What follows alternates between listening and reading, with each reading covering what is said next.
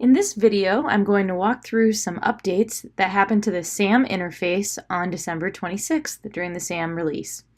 The first update I'm going to show you actually affects SAM for Microsoft Office as well as online keyboarding in SAM. Now when you enter the home screen, you might notice that it looks a little bit different. The SAM team has now created widgets and will be adding more through future releases that are going to give teachers an actual notification menu that will show them important information as soon as they log in. So whereas before you used to see a long scrolling list of all of the SAM releases and updates and information the SAM team is sending to customers, now it's one widget here. And when you click this widget, it actually breaks down all of the updates that did happen to SAM and Microsoft Office, as well as keyboarding in SAM. So just to go through some quick and easy ones, you can see there are 63 new Mac-compatible projects for Shelley Cashman New Perspectives. Note that SAM does work with Macs, should have no issues with Macs anyway, but that means that they are adding the Mac hints and making sure that Mac users have no real difference in their experience from PC users. There's 4 new APA projects for Shelley Cashman New Perspectives if your teachers are focusing on that and having students learn that method of citation rather than MLA. And the new MOS exams, which I do have a video that goes over, so please send me an email if you have questions about MOS in SAM. Now, keyboarding in SAM, the biggest thing, there is a gradebook. The gradebook was not turned on for keyboarding in the past. This is huge for all of your keyboarding customers who are currently using it, or maybe even if they looked at it and didn't quite bite, this is something that you can send them. There are also new posture videos, so those are animations showing students how to sit correctly, and hand animations that are showing students what the reaches look like when they're learning new reaches and new keys.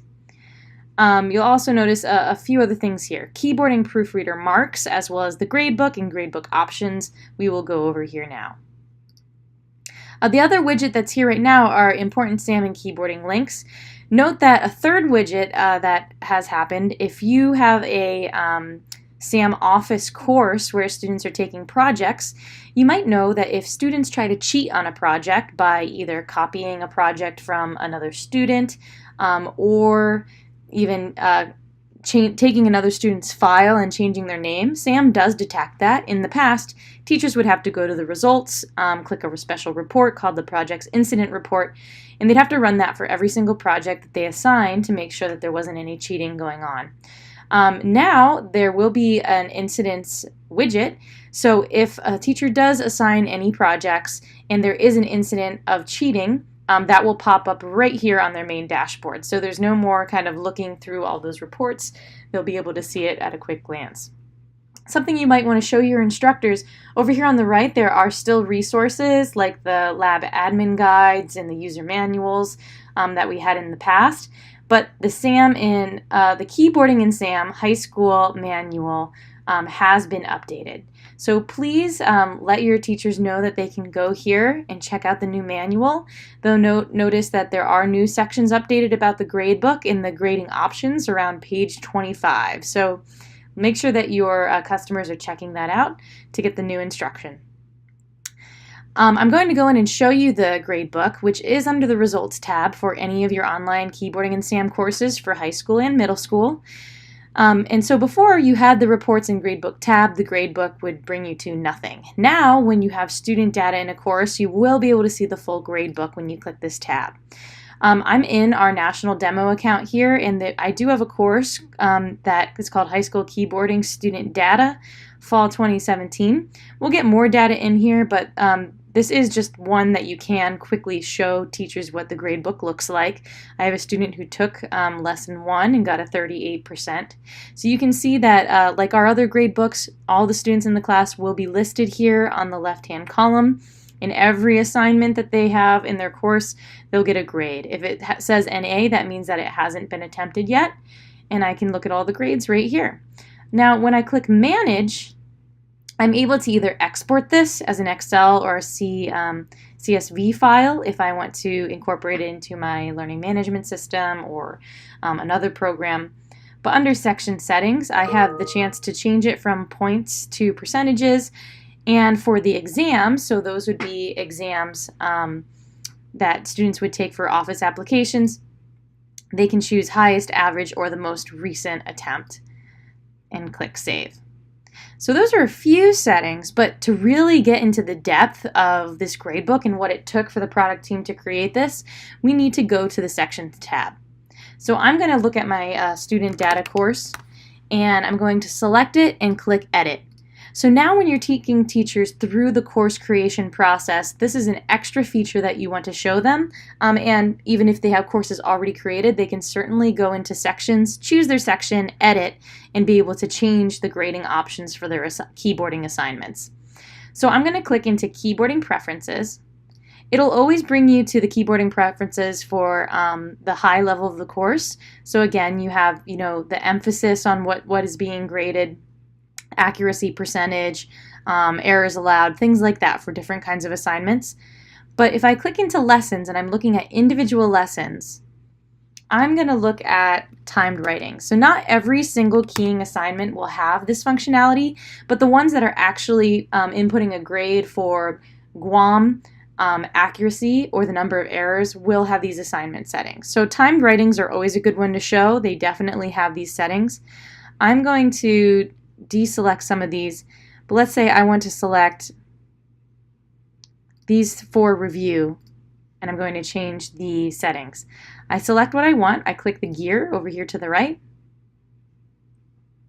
and then on the second tab, Assignment Options, I have Scoring and Delivery Options. So it's showing me how many times I am allowed to have my students retake this assignment. If this is a demo course, you can make it really big so that we can keep showing it. And whether students can see their results of their grade at the end of the assignment or not. I can turn those on or off and give assignment instructions. Tasks and questions, when I click this over here, this will show me how many times I want the students to be able to get the task incorrect within the assignment. So if it's a timed writing, there's really only one task listed within that assignment, but in some of the other keyboarding drills, there could be 5, 10, 7, 15 tasks.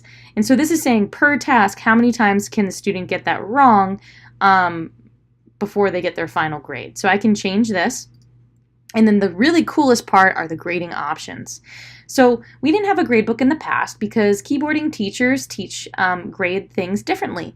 Maybe at the beginning of the course, they really only care about accuracy, and they want that to be 100% of what their score is coming from. But then as their students have learned some of the keys and they're working through, maybe then they want to incorporate the number of errors or the Guam, which is also incorporating speed. So, right here, if you want all of these things to be part of the grade or a combination, teachers can use these toggles, and they have to make sure that it adds up to 100% before they can save to create their own personal grouping of how that assignment is going to be graded. So let's say I care about Guam more than anything else, and I'm going to put these other two at 25. I can click Save and Close, and that is how this assignment will be graded. If you go into the keyboarding manual, it will show you the automatic default formulas and percentages that are here for the grades, so those are very clear to teachers. Or let's say that I only want to grade with Guam, or I only want to care about errors or accuracy on this assignment. If that's the truth, then I will click one of these tabs. So let's say I only care about Guam. And when you're looking at these toggles, it's showing what range of scores will give me a certain percentage grade. So since my grade book is set up as percentages, I'm seeing percentages here. So right here, I need to get a score of a 43 or more Guam to be able to get 100% on this assignment. Let's say I want to increase that. I want my students to get at least a score of 51. And then everything else will move. But I have the ability to change these to set it up so that no matter what kind of score, no matter what thing I want to focus on with this assignment, my students can get the correct score in the grade book for how I want to grade. So as soon as I get this focused the way I want, I click Save and Close, and now that one particular assignment has been changed. You do have to do this for every single assignment. I don't see that it allows you to do bulk editing right now. That's faded out. That might be something that we have in the future.